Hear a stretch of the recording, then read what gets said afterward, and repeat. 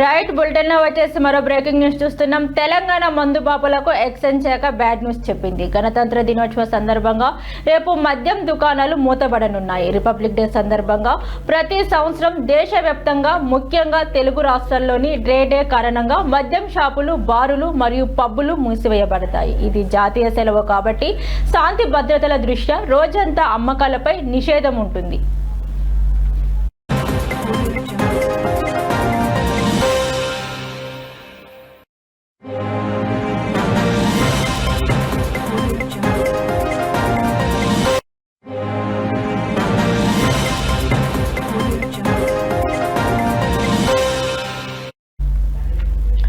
మరోవైపు గణతంత్ర దినోత్సవ వేడుకలకు సర్వం సిద్ధమవుతున్న తరుణంలో తెలంగాణ పోలీసులు భద్రతను కట్టుదిట్టం చేశారు. రాష్ట్రంలోనే అత్యంత కీలకమైన రద్దీగా ఉండే సికింద్రాబాద్ రైల్వే స్టేషన్లో భారీ తనిఖీలు నిర్వహించారు. అలాగే సికింద్రాబాద్ రైల్వే గ్రౌండ్స్లోని పోలీసుల రిహార్సల్స్ మరియు డాగ్ స్క్వాడ్ విన్యాసాలు కూడా ఈ కార్యక్రమంలో భాగంగా జరిగాయి.